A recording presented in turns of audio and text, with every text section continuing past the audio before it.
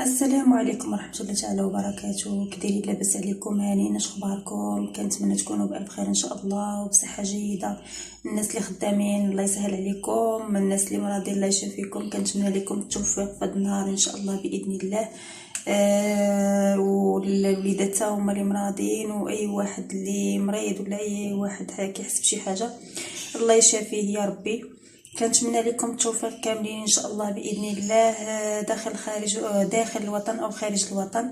اليوم جبت لكم واحد الوصفه اللي هي خطيره بزاف، مضمونه ب100% اللي هي لحد اليوم وهاد الايام بالضبط، لانه كاين واحد الرواح اللي هو خايب بزاف، كيعانيو منه بزاف ديال الناس، صغار وكبار، او ناس او بنات، او الناس، السيدات اللي حاملات او اي واحد. مهم هاد الوصفه كيديرها اي واحد، هي زوينه بزاف. كنتمنى انكم تجربوها باش تردوا عليا.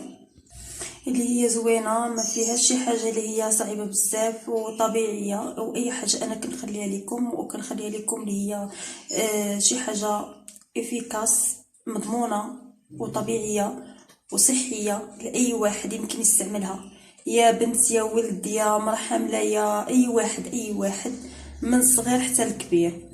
باختصار، الوصفه ديالي ما فيهاش شي حاجه اللي هي كما قلت لكم اللي هي صعيبه، اللي واحد سميتو كنقولوا ليه اللفت الابيض، وكاين شي واحد اللي كاين شي بعض المناطق كيقولوا ليه الفجل.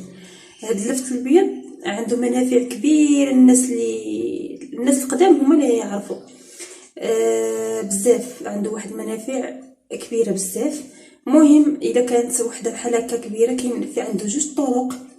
انا غنوريكم غير الطريقه اللي انا مهم كنستعملوها عندنا حنايا في الدار، والطريقه الاخرى حتى هي صحيه. اذا كانت عندكم وحده كبيره يمكن لك انك تخويها من الداخل ودير فيها سكر وتسدها بسميتو داك شويه معلقه ديال السكر، وتسدها وتخليها ليله كامله، ومن بعد داك السيروم اللي غطلق كتخويه في كاس وكتبقى كتستعمل داك السيروم، يعني النهار كامل، معلقه قبل الفطور قبل الغداء قبل العشاء. هذه الطريقه الاولانيه. اما الطريقه الثانيه اللي غنوريكم انا حاجه يعني مهم غادي نبدا. مهم غناخذ بحال هذه وحده كبيره، غادي نشدها، غنقيها، نحكها حتى كتولي بحال هكا. نتوما كتشوفوا معايا. انا ما غاديش ندير السيروم، انا غنديرو بحال الشكل ديال سميتو.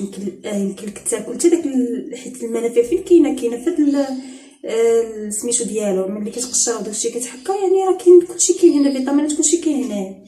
ما بغيتش انا ندير السيروم، بغيت نوريكم هاد الطريقه هذه اللي كتعجبني بزاف. مهم حكيت وحده بحال هكا، عطاتني الحكاكه رقيقه ماشي غليظه. من بعد اشنو كديروا ملي كتحكوها؟ كتخليوه ليله كامله وكتزيدوا فيه معلقه ديال السكر حتى هو، ولكن انا كنخليه كلشي ليه داكشي اللي حكيت كما وريتكم. كنخليه سميتو ليله كامله وكنزيد فيه معلقه ديال السكر وكنخليه في شي كاس حتى للصباح. اشنو كيعطيني؟ كيولي عندي سيرم بحال هكا. هانتوما كتشوفوا شنو كنزيد ليه من بعد؟ غنزيد ليه معلقه ديال العسل الحار. هانتوما كتشوفوا العسل الحار. شنو كديروا من بعد هاد العسل الحار؟ يعني كنخلط مع سميتو هاد السيروم، كنخلطهم نسجمهم مع بعضياتهم. كما كتشوفوا هانتوما كيولي سيروم بحال هكا. كيتخلط داك العسل الحار مع داك السيروم، كيولي صافي كينسجم مع بعضياتهم. هو زوين بزاف للناس الكبار والصغار كما قلت لكم. هانتوما كتشوفوا صراحه زوين بزاف، الناس الكبار والصغار، وكما قلت لكم اي واحد.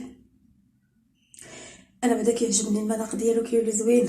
كتهز معلقه كتاكلها، معلقه قبل الفطور قبل الغداء قبل العشاء، ومن الاحسن وحده قبل العشاء، وملي تبغي تنعس تزيد وحده اخرى. كنتمنى الناس الشفاء العاجل يا ربي اي واحد مريض، وكنتمنى لكم التوفيق والنجاح، والله يسهل عليكم كاملين الناس اللي متبعيني. كنشكركم بزاف. وكنتمنى لكم التوفيق يا ربي والنجاح واي حاجه تمنيتوها يا ربي.